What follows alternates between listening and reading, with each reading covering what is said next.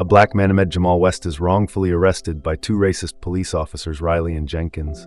But when Jamal's true identity is revealed, the entire police station is left speechless. What happened, and who really is Jamal West, that made the whole police station suddenly realized they were facing not just a legal case, but a monumental reckoning. Let's find out, but before we get into the story, comment below where you're watching from today. And if you like this story, don't forget to subscribe. It was a typical morning in the heart of the city. The sun was just beginning to peek over the tall buildings, casting long shadows on the bustling streets below. The sound of car horns, distant sirens, and chatter filled the air. People were starting their day rushing to work, grabbing coffee, or walking their dogs. The neighborhood was alive, vibrant, and full of energy among the crowd. Jamal West walked calmly, a contrast to the hurried pace around him. Jamal was in his mid-30s, dressed in a sharp-tailored suit. His polished shoes clicked against the pavement as he made his way down the street. A warm smile played on his lips as Hedge used the cuffs of his crisp white shirt. This presence commanded attention, not because he sought it, but because of the quiet confidence he exuded. He was the type of man who turned heads without trying. He had just finished breakfast at a local dinner, a place he frequented when he had time. The staff knew him by name, and they always made sure his order was just right: scrambled eggs, turkey bacon, and a side of fruit. As she approached his Cara sleek black sedan parked on the street, Jamal felt the familiar buzz of his phone in his pocket. He pulled it out and saw a message from his mother reminding him about their dinner plans that evening. Smiling, had typed out a quick reply, letting her know he hadn't forgotten. He was looking forward to it. Family was everything to him. Just as she was about to unlock his car, Jamal noticed two police officers walking towards him. Their eyes were fixed on him, and their expressions were hard, unreadable. Jamal didn't recognize them, but that wasn't surprising. New officers often rotated through the neighborhood. What was unusual, though, was the intensity of their gaze. Jamal had grown up knowing how to handle himself around the police, especially as a black man. His father had taught them early on to always stay calm, respectful, and never give him areas to escalate a situation. Those lessons were etched into his mind. "Excuse me, Zeron," of the officers called out as they approached. Jamal stopped and turned to face them, still holding his phone in one hand. "Yes, officer." Jamal replied, his voice as steady and polite. He noticed the name on the officer's badge. Riley, the other officer. Jenkins stood slightly behind, his hand resting on his belt near his holster. "Can I see some IDR?" really asked he. Stone sharp, almost demanding. There was no greeting, no explanation for why they had approached him. Jamal had been through situations like this before, but something about this encounter felt different. There was a tension in the air that made his instincts kick in. "May I ask why?" Jamal responded, keeping his voice calm. He didn't want to escalate the situation, but he also knew his right. She hadn't done anything wrong, and there was no reason for them to ask for his identification. Riley's eyes narrowed and tugged at the corner of his mouth. "Just show us your ID, sir. It's a simple request." Jamal held the officer's gaze for a moment, then slowly reached into his jacket pocket. "All right," he said, pulling out his wallet, "but I'd still like to know why I'm being asked for it." As she handed over his driver's license, he noticed Jenkins shift slightly as if preparing for something. Jamal's senses heightened, but he kept his composure. Riley took the ID and looked at it, but this expression didn't change. "What are you doing in this neighborhood?" Riley asked, his tone accusatory. Jamal's eyebrows furrowed slightly in confusion. "I'm just adding to my car," he answered truthfully. "Is there a problem?" Riley ignored the question. "Where are you coming from?" "I had breakfast at the diner down the street." Jamal repel. "Eat like I zadis there e problem, officer." Riley's eyes flicked up to meet Jamal's, and there was a flicker of something annoyance, perhaps before he handed the ID back. "We've had reports of suspicious activity in the area," he said, the smirk returning. "You match the description of someone we're looking for." Jamal's stomach tightened. He knew where this was going. It was a familiar story. Black man in this neighborhood, dressed well, must be up to something. He had heard it all before, but it didn't make it any easier to deal with. "I see," Jamal said carefully. "Well, I'm sure it's is understanding. I'm just here to get in my car and head to work." Riley didn't seem to hear him. Instead, he took a step closer, his posture more aggressive. "What kind of work do you do?" "I'm a lawyer," Jamal replied, keeping his voice even. "I have a meeting in an hour, so if there's nothing else, I'd like to be on my way." That seemed to catch Riley off guard. His smirk faltered, but only for a second. "A lawyer? You don't say." Jenkins, who had been silent until now, finally spoke up. "You sure you're not threatening anything? Got anything legal in that car of yours?" Jamal could feel the tension reason. He knew how these situations could spiral out of control. He had to stay calm, had to diffuse it. "There's nothing illegal in my car, officer. You're welcome to check, but I'd prefer if you didn't waste your time. I'm just trying to get to work." Riley's eyes hardened. "You don't get to decide how we do our job." Step away from the car. Jamal hesitated. He knew he hadn't done anything wrong, but the situation was quickly becoming dangerous. He had to make a decision, comply, and hope it didn't escalate further or stand his ground. Andrisk, things getting worse, his father's voice echoed in his mind, urging him to stay calm, to be smart. Right, Jamal said, slowly raising his hands lightly to show he wasn't a threat. I'll step back. He took a step away from the car, and as shedded, Riley moved closer, his hand now resting on the handle of his. Jamal's heart raced, but it kept this expression neutral. He couldn't let them see any fear without warning. Riley grabbed Jamal's arm and twisted it behind his back. The suddenness of the move caught Jamal off guard, and he winced in pain before he could react. Jenkins was on him too, forcing him down to the ground. Hey, what are you doing? Jamal protested, trying to keep his voice calm, but the pain in his shoulder made it difficult. He wasn't resisting, but the officers were treating him as if he was, you're under arrest for resisting arrest. Riley said coldly as she tightened the cuffs around Jamal's wrists. Jamal's mind raced, resisting arrest. They hadn't resisted anything. He had done everything they asked, tried to reason with him, tried to stay calm. But it didn't matter. They had made up their minds the moment they saw him. By now the commotion drawn the attention of people nearby. An elderly woman, Mrs. Agnes Carter, who lived in the apartment building across the street, watched in horror from her balcony. She knew Jamal. She had seen him in the neighborhood many times and knew he wasn't a troublemaker. What are you doing to him? She called out, her voice trembling with outrage. Hadn't do anything wrong. A young couple walking their dog had also stopped to watch. The man pulled out his phone and started recording. This is messed up. He muttered to his girlfriend, they're arresting him for nothing. Jamal caught Sig off the phone recording, and for a brief moment, I felt a glimmer of hope. Maybe the footage would help him later. Maybe it would show people the truth of what happened. But for now he was powerless as the officers pulled Jamal to his feet. He forced himself to stay calm, to focus. She knew had to be careful with what he said next. Anything could be used against them as they led him towards the police cart. The crowd began to grow, more people stopping to watch, to record, to shout their disapproval. At the officers, this isn't right, one man shouted from across the street. That didn't do anything, but Riley and Jenkins ignored them, their face set with cold determination. They pushed Jamal into the back of the squad car, slamming the door shut behind him before they could drive away. Jamal turned his head to look out the window. At the crowd, he could see the concern, the anger, the confusion on their face. She took a deep breath, knowing he had to say something, even if it was just a few words. This isn't over. He said loudly, his voice carrying through the thing last. This isn't over. The words hung in the air as the car pulled away, leaving the stunned crowd behind him. At the car, Jamal's mind raised with thoughts of what would happen next, of how he would fight this, of how he would make sure justice was served. The police station was a stark contrast to the bustling streets outside. Cold gray walls, harsh fluorescent lights, and the constant hum of activity set a scene. Officers moved briskly through the corridors, some chatting, others focused on their tasks.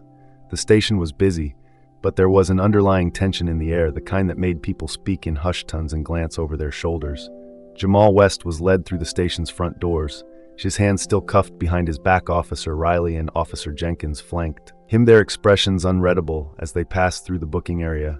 A few officers glanced up, their eyes narrowing slightly as they took in Jamal's appearance. He was clearly not the usual suspect they brought in, a well-dressed black man with an air of calmness that seemed out of place over here. Riley barked, steering Jamal toward a desk where tired-looking officers sat behind a computer. The officer glanced up, then down at the screen, barely acknowledging Jamal's presence. Name, the officer asked, his fingers poised over the keyboard. Jamal West. Riley reply. Ed. Before Jamal could speak, the officer typed the name into the system, his eyes scanning the screen. He frowned slightly, but didn't say anything. Instead, he motioned for Riley to bring Jamal over to the fingerprinting station. Let's get this over with, Riley muttered, pushing Jamal forward. Jamal didn't resist, the knew better than to give them any reason to make things worse. They took his fingerprints. He remained silent. This mind racing, he couldn't believe this was happening. He had done nothing wrong, yet he was being treated like a criminal.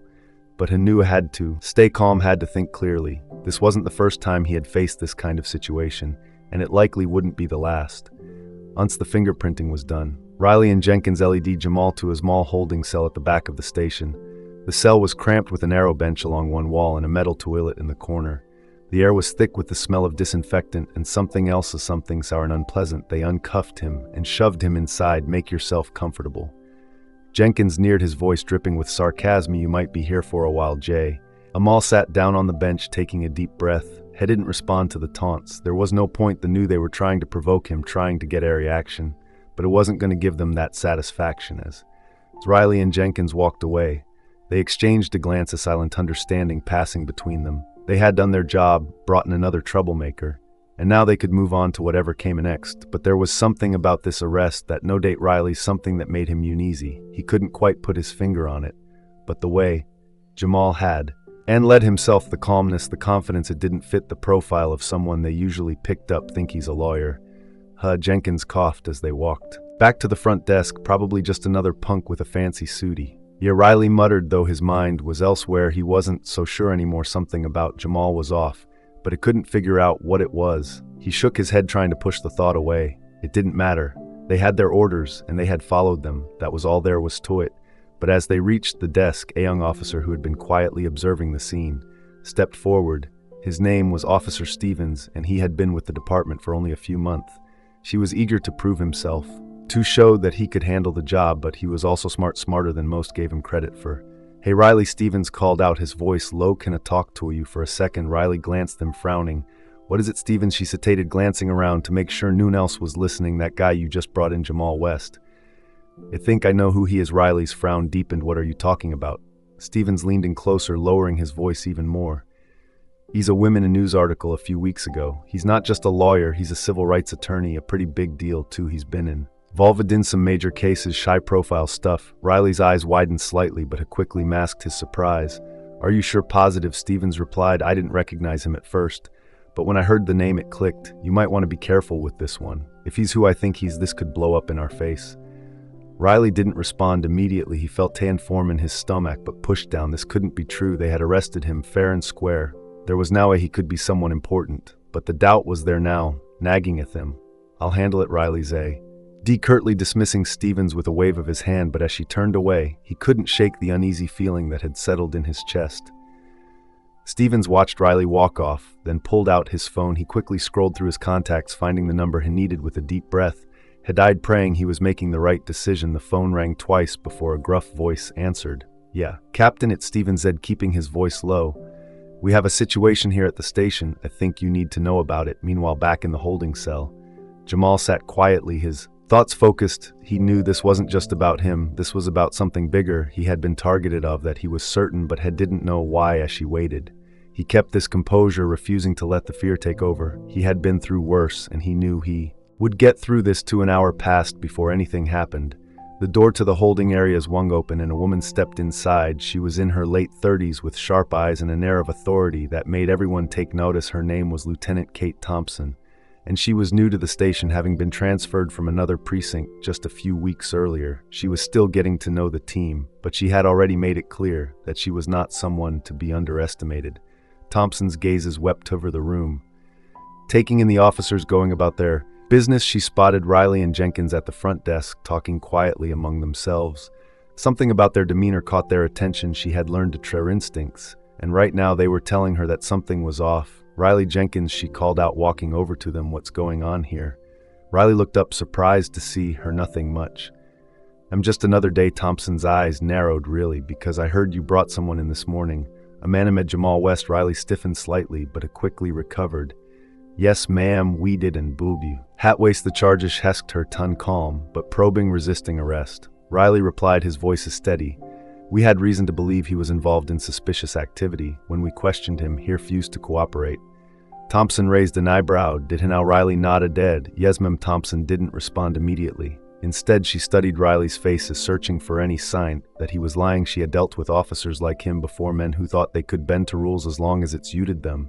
But she was different. She had come up through the ranks by doing things the book, and she expected her team to do the same. "Take me to him," she said finally, her voice leaving no room for argument. Riley hesitated for a fraction of a second before, "And right this way, ma'am." They walked toward the holding cells. Thompson couldn't shake the feeling that there was more to this than Riley was letting on. When they reached Jamal's cells, he stopped, her gaze locking onto the man inside. He was sitting on the bench, his hands folded in his lap, his posture relaxed despite the circumstances. There was something about him, something that made her pause. "This Isham," she's turning to Riley. "Yes, ma'am." Riley confirmed. "Like I said, here assisted arrest, so we had no choice but to bring him in." Thompson didn't respond right away. Instead, she opened the cell door and stepped inside. Jamal looked up, meeting her gaze with calm, steady eyes. He didn't seem intimidated, but he also didn't seem defiant. He was discomposed. Miss West, Thompson said, her voice measured. I'm Lieutenant Kate Thompson. I'm here to ask you a few questions, of course. Lieutenant Jamal replied politely, lightly. I'm happy to cooperate. Thompson nodded, appreciating Jamal's calm demeanor. I've been told that you resisted arrest, which led to your being brought in. I'd like to hear your side of the story. Jamal kept his gaze steady. Lieutenant, I did no such thing. I complied with every instruction given me by officers Riley and Jenkins. I was walking in my car when they stopped me. I asked them why I was being detained, and that simple question seemed to escalate the situation. Before I knew it, I was handcuffed and accused of resisting arrest, despite following their orders.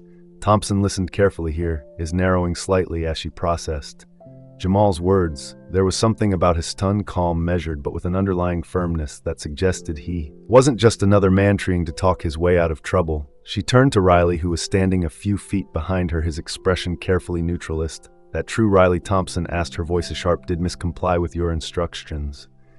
Riley shifted uncomfortably. Well, ma'am, he questioned use and things got ensued. We had reason to believe he might be hiding something. Thompson's gaze hardened. And what exactly was that reason? Riley hesitated, unable to come up with a convincing response. It was just a gut feeling, Mom, a gut feeling. Thompson repeated, her tone incredulous. That the basis for your arrest. Now Riley opened his mouth to respond, but was cut off by the sound of the holding area door opening again. Ollie sterned as Officer Stevens entered, looking slightly out of breath. He paused when he saw the group in the cell, realizing he had walked into a tense situation. Lieutenant, I need to speak with you. Stevens said quickly, glancing between Jamal and Riley. Thompson gave Riley a final hard look before stepping out of the cell and closing the door behind her. What is it, Stevens? Stephen lowered his voice, clearly trying to keep the conversation private. Ma'am, I've been doing some digging. Jamal West isn't just any lawyer. He's a prominent civil rights attorney. He's been involved in some big case, the kind that make headlines. If word gets out that we arrested him without cause, it's going to be a disaster. Thompson felt their stomach drop. She had suspected there was more to this, but hearing the full scope of who Jamal was made the situation even more serious. Are you sure? Positive? Stevens replied, handing her his phone with a webpage pulled up showing Jamal's profile. This is him. If we don't, then left is carefully, we're going to have a lot more than just an internal investigation on our hands. Thompson quickly scanned the page here, eyes widening as she read about Jamal's background. He wasn't just a lawyer, he was a powerhouse in the legal community, someone who had taken on police departments, corporations, and government agencies. He was the kind of person who could turn this entire state station upside down if they didn't tread carefully. She turned to look at Riley, who was still standing by the cell with Jenkins, both of them looking increasingly uneasy. Thompson knew she had to act fast. The situation was spiraling out of control, and she couldn't afford to let it get any worse. Riley, Jenkins, Thompson called out, walking back toward them with a sense of urgency. We need to talk. No, the two officers exchanged a glance before following Thompson out of the holding area. Once they were in a more private part of the station, Thompson rounded on them, her expression fierce. Do you have any idea who you've just arrested? She demanded, keeping her voice low but intense. Jamal West isn't just some random guy off the street. He's a civil rights attorney with a reputation for taking on cases of police misconduct. He decides to file a lawsuit against us. We're all going to be in serious trouble. Riley paled slightly, his bravade of altering. Mom, we didn't say anything about being a lawyer. It doesn't matter. Thompson snapped, you should have done your due diligence before bringing him in. And now we have to figure out how to handle this, and fast. As she spoke, the sound of raised voices from outside the station began to filter in. Thompson's head snapped up, her heart sinking as she realized what was happening. The crowd outside was growing larger, and they were getting louder. She could hear the unmistakable chants of protesters demanding just justice. And Jamal's release. Great, Thompson muttered under her breath. Just what we needed. Stevens, who had been hovering nearby, stepped forward. Lieutenant, the community is already fired up about this. We've got activists, local leaders, and even some media starting to show up. If we don't do something soon, this could turn into a full-blown crisis. Thompson knew he was right. She had seen situations like this before, small incidents that escalated into something much bigger because they weren't hand-led properly. But this was different. This wasn't just about diffusing a tense situation, it was about protecting the integrity of the police force and avoiding a legal and public relations nightmare. We need to get ahead of this, Thompson said decisively. Riley, Jenkins, I want you to prepare a full report on the arrest, detailing every step you took and why. I don't care how late we're here, get it done. Stevens, I need you to help me figure out the best way to handle the press. We need to control the narrative before it gets out of hand.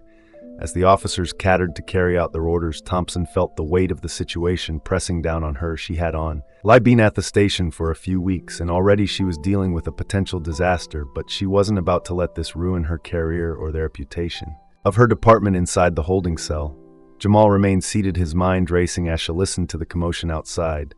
He could hear the crowd growing louder, their voices echoing through the station.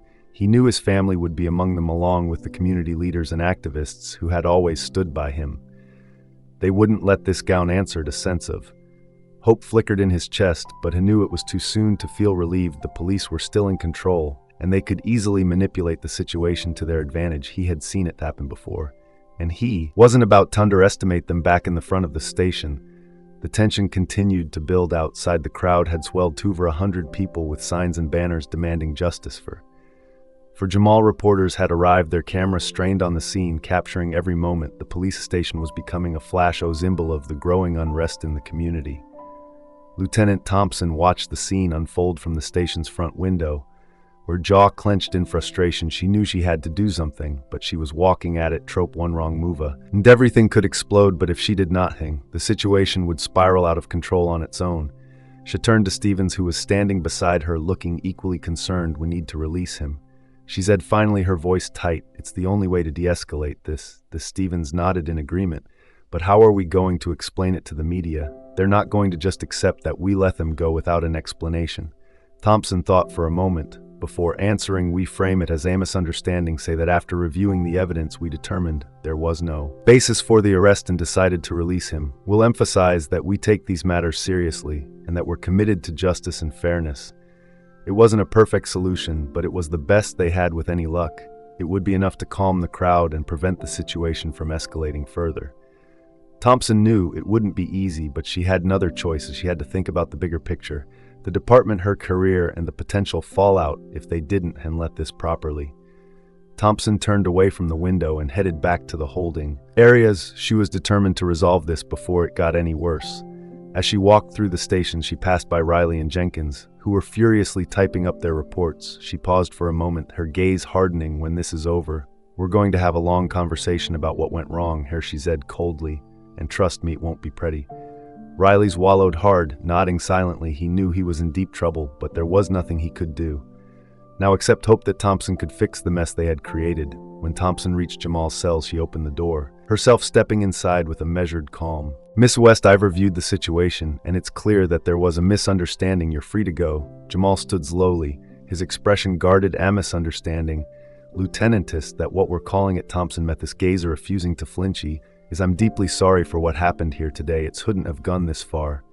Jamal studied her for a moment, this sharp searching for any sign of deceit.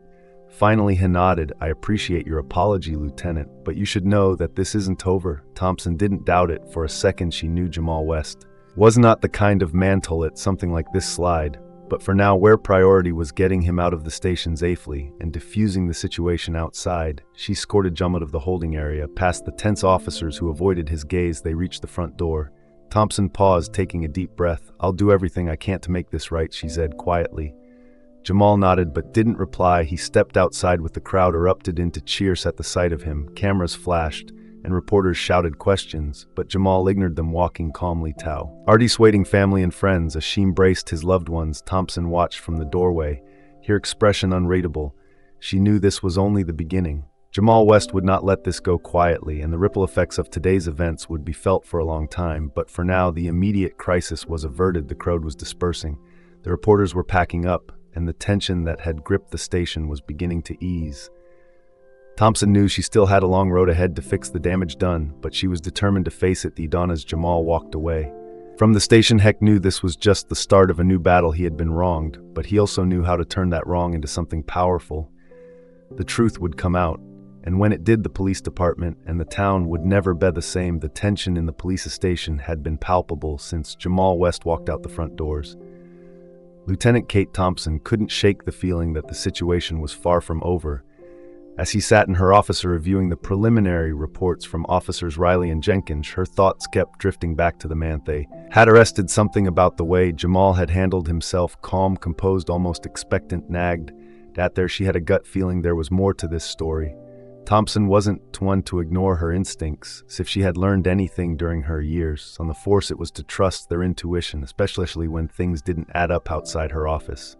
The station buzzed with the subdued energy that followed a major incident. Officers moved about, avoiding eye contact with one another, aware that they were still walking on eggshells. The crowd that had gathered outside earlier had mostly dispersed. But the damage was done. Everyone knew this wasn't just going to blow over. Thompson leaned back in her chair, staring at the ceiling. The silence in her office was a stark contrast to the turmoil in her mind. She knew she had to dig deeper to understand who Jamal West really was, and why his arrest had set off such a chain reaction. She couldn't afford to let this go unanswered, both for her own sake and for the integrity of the department. She reached for her computer, her fingers moving swiftly across the keyboard as she searched for more information on Jamal. The results that came up were eye-opening articles. News and interviews painted a picture of a man who was much more than just a lawyer. Jamal West was a force to be reckoned with, a civil rights attorney who had taken on some of the most powerful entities in the country, winning cases that made headlines and changed lives. Thompson scrolled through the information here, narrowing as shared about Jamal's most recent case, a high-profile lawsuit against a police department in another city. The case had exposed deep-seated corruption, leading to several officers being fired and others facing criminal charges. It had been a huge win for Jamal and his team, but it had also put on the radar of law enforcement agencies across the country. As she delved deeper, Thompson came across a detail that made her blood run cold.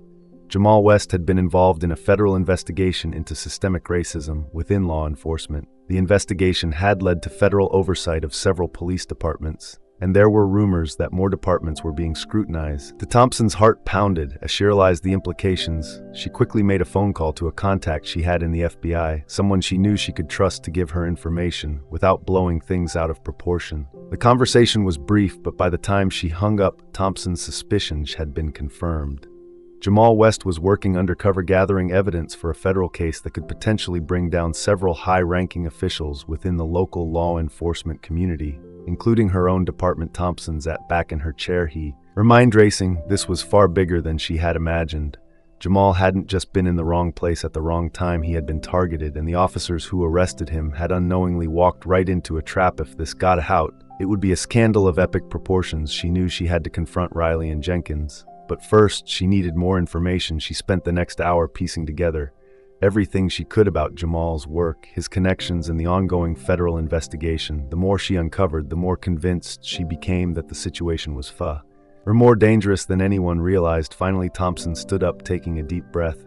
She was about to walk into a storm, but she had no choice, as she couldn't let their department go down because of someone else's mistake. As she made her way to the officer's bullpen, she steeled herself for the confrontation ahead. When she reached Riley and Jenkins, they were sitting at their desks reviewing their reports. They looked up as she approached, sensing the tension in her posture.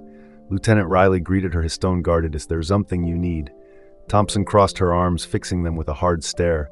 "We need to talk." "No." The two officers exchanged a glance. Before nodding, they followed her to an empty conference room where Thompson closed the door behind them. The room was stark, with nothing but a long table and a few chairs. It was the kind of room where difficult conversations happened, and both officers knew this wasn't going to be pleasant. "Lieutenant, what's this about?" Jenkins asked, trying to sound casual, but the tension in his voice betrayed his nerves.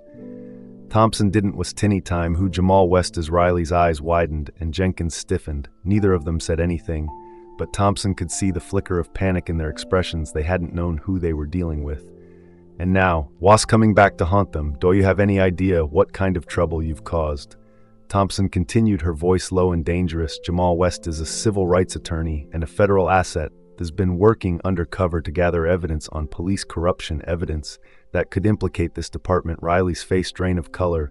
"We didn't know, Lieutenant. That didn't say anything about being undercover. We thought there was just another what?" Thompson snapped. "Just another black many you could push around without consequences." Jenkins flinched, looking down at his feet. Riley opened his mouth to respond, but now words came out. Thompson could see the realization dawning on them, the weight of what they had done settling in.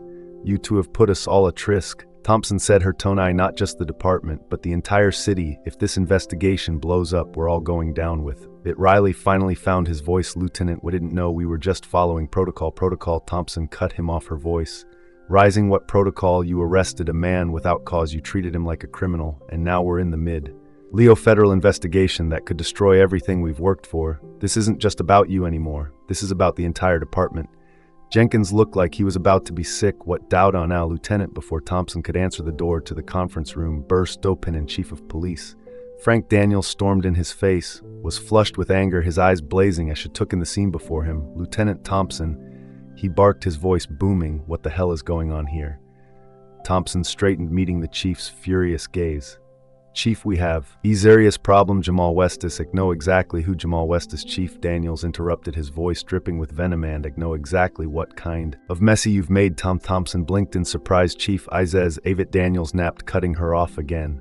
Do I have any idea what kind of position you put this department in? We got a civil rights attorney working undercover in our city, and you've just handed him all the ammunition he needs to take us down. This is a disaster, and it's on you. Thompson's jaw tightened. With all due respect, Chief, it's not just on me. Officers Riley and Jenkins made the arrest without cause, and now we're all paying the price.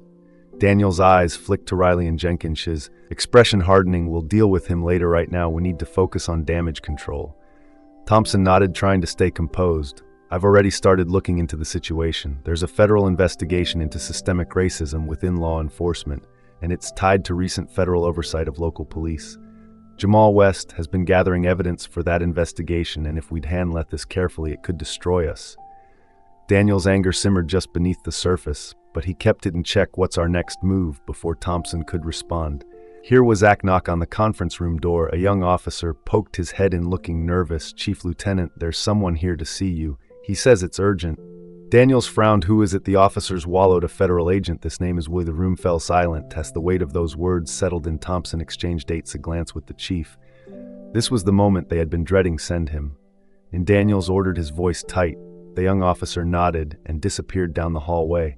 A moment later, the door opened again, and Agent Mark Williams stepped. Peden said he was a tall, imposing man with a stern expression and an air of authority that commanded attention. His dark suit was impeccably tailored, and the badge clipped to his belt gleamed in the fluorescent light.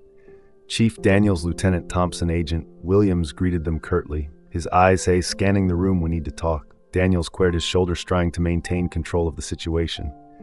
Agent Williams, I'm sure we can explain. Williams held up a hand, silencing him. There's no need for explanations, Chief. I'm well aware of what's happened here.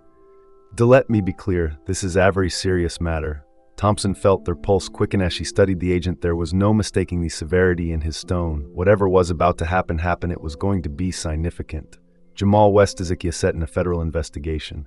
Williams continued, his voice measured. An investigation that has been months in the making. His arrest was a mistake that could have far-reaching consequences if not handled properly. Daniel shifted uncomfortably. We understand that. Agent Williams, were prepared to cooperate fully. Go. Odd Williams replied, his tone clipped. Because right now, your cooperation is the only thing that's going to keep this situation from escalating further. Thompson's mind raced as she tried to grasp the full extent of what was happening. This wasn't just about Jamal West anymore. This was about the entire department, the entire city, and if they didn't tread carefully, it could all come crashing down. Williams' gaze hardened as she addressed the room. You will provide him with a formal apology on behalf of the department. Any resistance to these orders will be met with swift and decisive action. Daniel's face flushed with anger, but he nodded stiffly. Understood.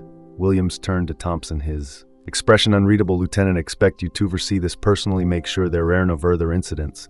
Thompson nodded, her mouth dry. I'll take care of it. With that, Williams gave a curtain note and turned to leave, but before he exited the room, he paused, glancing back over his shoulder. And one more thing, he said, his voice dropping to a low, dangerous tone. Consider this your warning. The federal government is watching closely. Any further misconduct within this department will not be tolerated. As the door closed behind him, the room was left in stunned still. Ans Thompson felt the weight of the situation pressing down on her, suffocating in its intensity.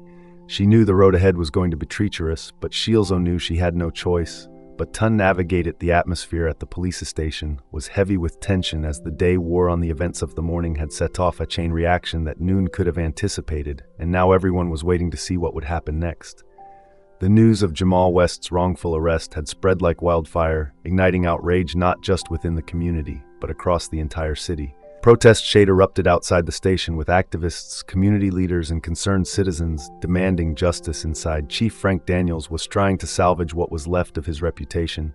He knew the department was on the brink of a public relations disaster. and the only way to prevent it from spiraling out of control was to make a public apology. But he also knew that a simple apology might not be enough to quell the anger that had been brewing for years in his office.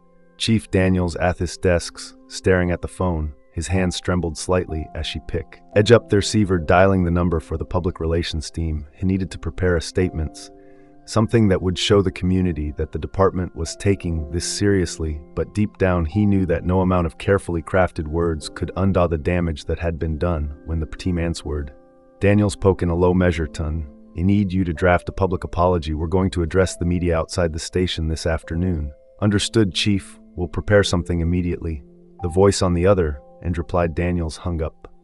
Honian leaned back in his chair, running a hand through his graying hair. He felt the weight of his decisions pressing down on him, the consequences of years of looking the other way when officers like Riley and Jenkins crossed the line. He had always told himself that it was just part of the job, that sometimes you had to make compromises to keep the peace.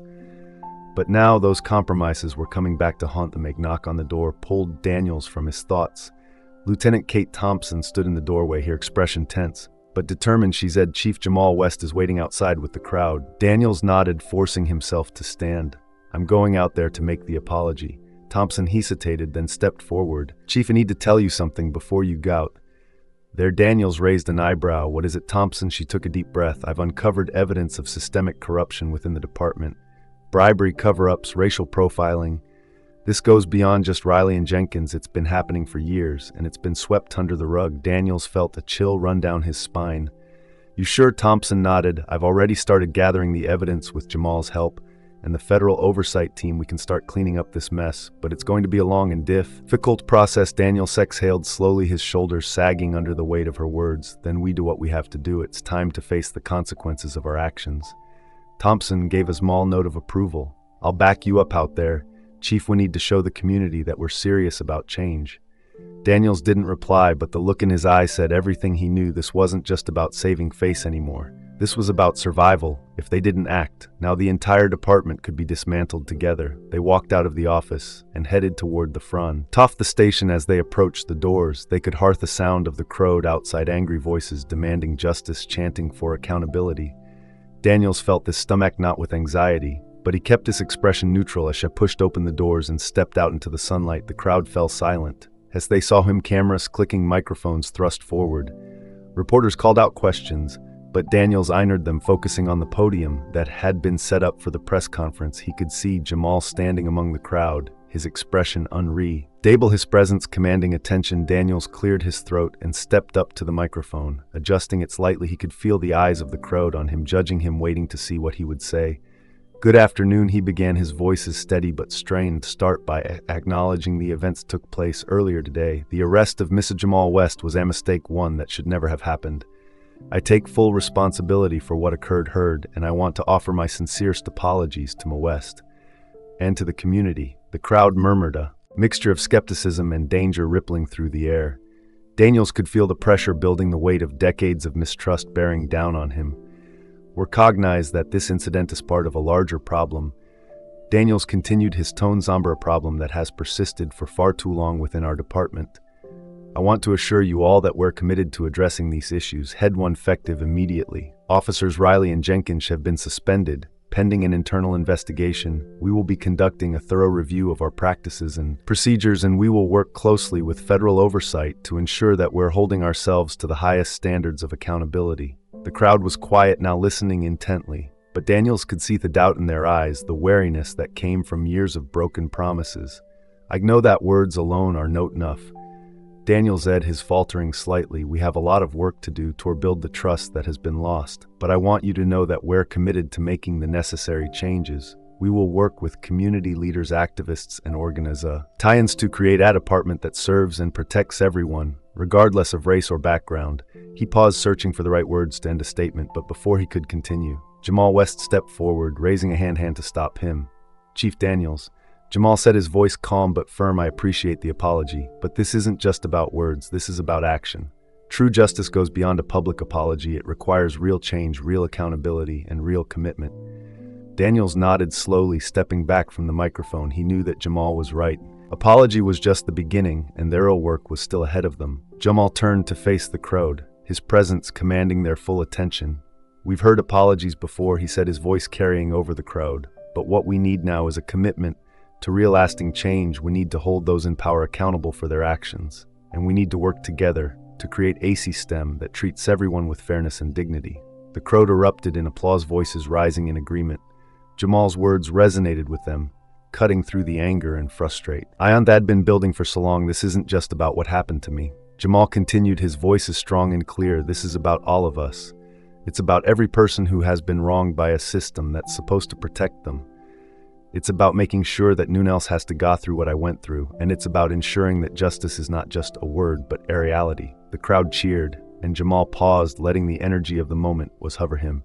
He could see the hope in their eyes, the desire for something better. It was a powerful feeling, one that he knew couldn't ignore. Change doesn't happen overnight, Jamal said, his tone more measured now. It takes time, it takes effort, and it takes all of us working together.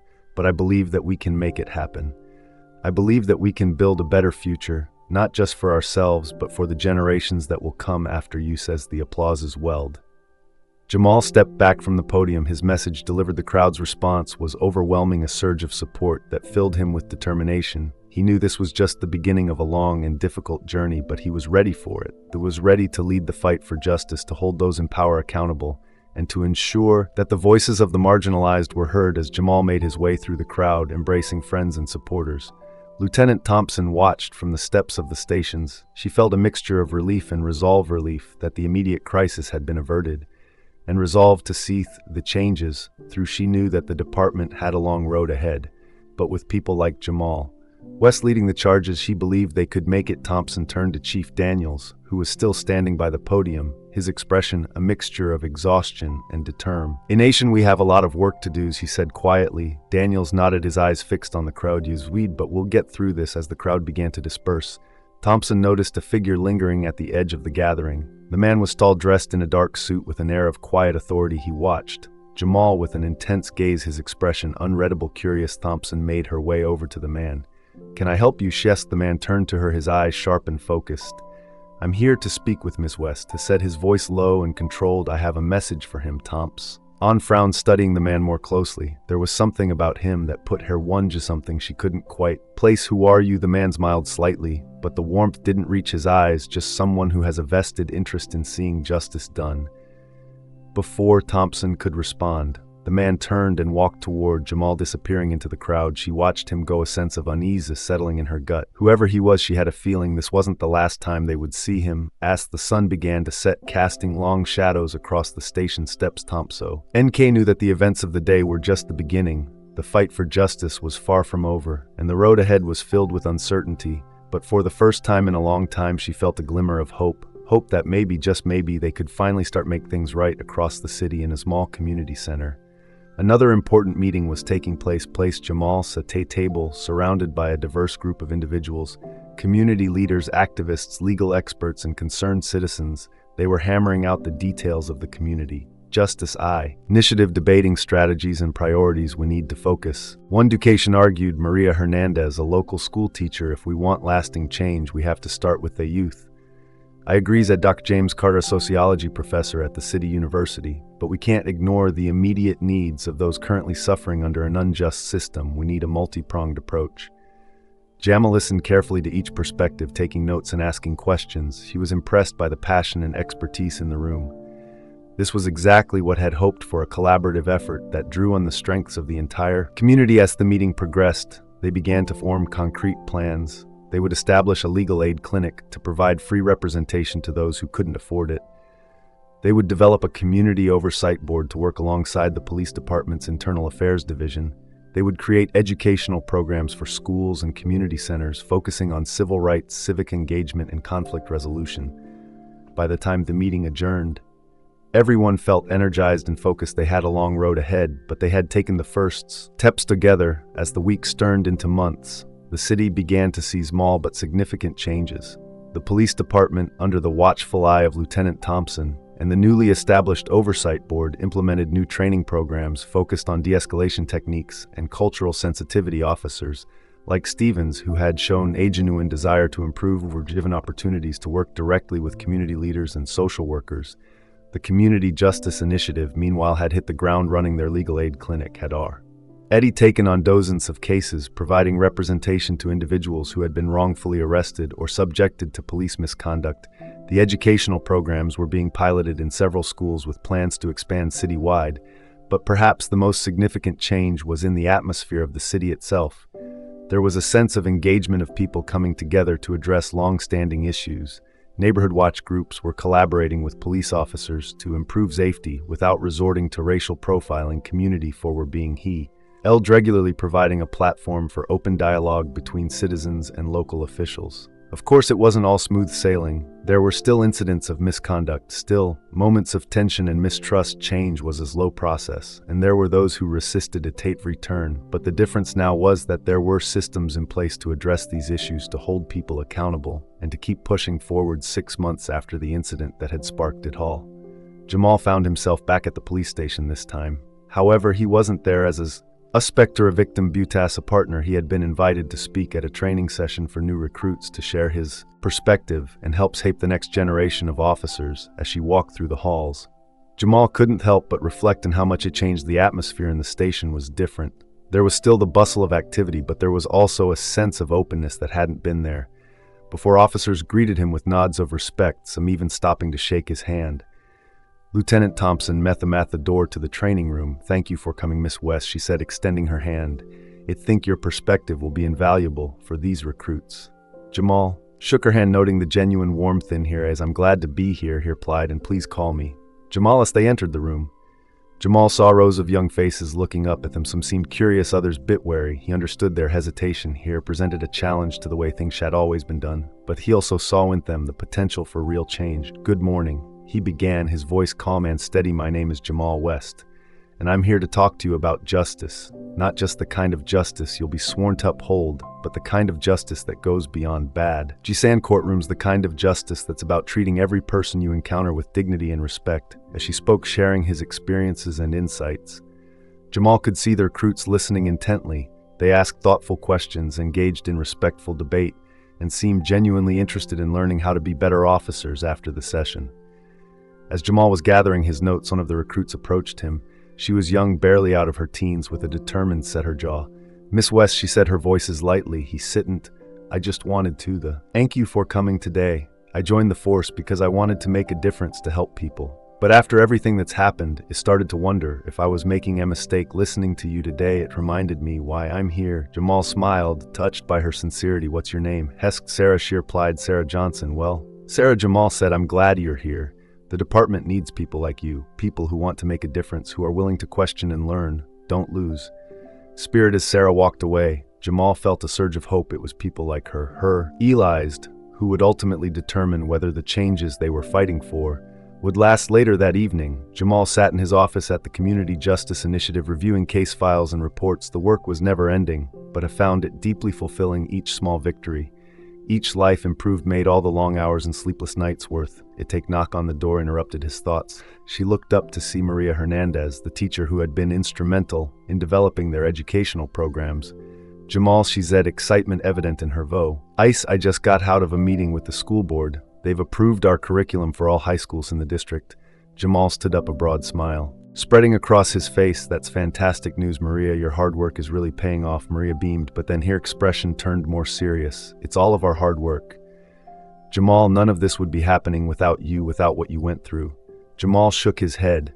"It may have been a catalyst, but this movement is so much bigger than me. It's about all of us, working together to create the change we want to see." They discussed the details of the curriculum rollout. Jamal felt a deep sense of satisfaction. This was what real change looked like, not just protests and speeches, but concrete actions that would shape the future of their community. Later that night, as Jamal finally headed home, he paused for a moment outside the office. The street was quiet, the city settling into its nighttime rhythm. Had thought about how much had changed in just 6 months and how much work still lay ahead, but as she looked at the stars twinkling in the clear night sky, Jamal felt his sense of peace was hover him. They were on the right path. He knew it wouldn't be easy, and there would be setbacks along the way. But as long as they kept pushing forward, kept working together, they could build the kind of community they all dreamed of, one where justice wasn't just a word, but a lived reality for everyone. With renewed determination, Jamal started walking home. Tomorrow would bring new challenges, new opportunities to make a difference, and he was ready to face them one step at a time. If you enjoyed this story, please consider subscribing to my channel. I put in a lot of time and effort crafting these heartfelt narratives, and your support truly means the world to me. Thank you for being a part of this journey.